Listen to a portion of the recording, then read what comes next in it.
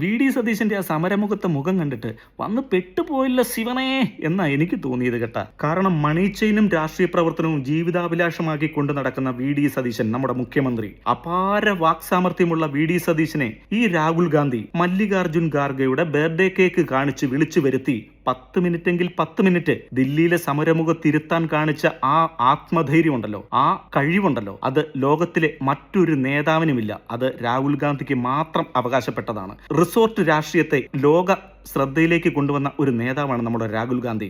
സംസ്ഥാനം ഏതുമാകട്ടെ, എംപിയോ MLA marrow ആകട്ടെ, കോൺഗ്രസിലെ 60 സീറ്റിൽ മത്സരിച്ചാൽ 6 സീറ്റിലെങ്കിൽ 6 സീറ്റിൽ ജയിക്കുമ്പോൾ പോലും അവരെ എതിർ പാളയത്തിലേക്ക്, BJP-യുടെ പാളയത്തിലേക്ക് പോകാതെ റിസോർട്ടിൽ പൂട്ടിയിട്ട് 10-30 ദിവസം ആഹാരവും വെള്ളവും ഒക്കെ കൊടുത്ത് നിലനിർത്താനുള്ള ആ കഴിവുണ്ടല്ലോ, അത് രാഹുൽ ഗാന്ധിക്ക് മാത്രം അവകാശപ്പെട്ടതാണ്. അങ്ങനെ രാഹുൽ ഗാന്ധി നമ്മുടെ ഒരു ലോക നേതാവായി ശ്രദ്ധ ആകർഷിച്ച ഒരു വ്യക്തി കൂടിയാണ്. സമരം തുടങ്ങി 1 മാസത്തിന് ശേഷം പിക്ചറിലേക്ക് വന്ന രാഹുൽ ഗാന്ധിയും പ്രിയങ്ക ഗാന്ധിയും അടക്കമുള്ളവരെ ഇപ്പം ജനങ്ങൾ സംശയിക്കുന്നത് എന്താണെന്ന് ചോദിച്ചു കഴിഞ്ഞാൽ, ഇനിയിപ്പോൾ ഈ സമരം BJP-ക്ക് അനുകൂലമായി മാറുമോ എന്നുള്ള ഒരു സംശയം മാത്രമേ ഉള്ളൂ. കാരണം കോൺഗ്രസിന്റെ ചരിത്രം അങ്ങനെയാണ്. സ്വന്തം കുടുംബ സംരക്ഷണത്തിന് വേണ്ടി ഇന്ത്യയെ ബലിയാടാക്കാനും തയ്യാറായി നിൽക്കുന്ന ഈ കുടുംബം, ഏത് കുടുംബം? ആ കുടുംബം. BJP ഇന്ത്യയെ ഭരിക്കാൻ തുടങ്ങിയിട്ട് 10-12 വർഷമായി. ഈ കോൺഗ്രസ് ഏതെങ്കിലും ഒരു സമരം നടത്തി വിജയിപ്പിച്ചതായിട്ട് നിങ്ങൾ കണ്ടിട്ടുണ്ടോ?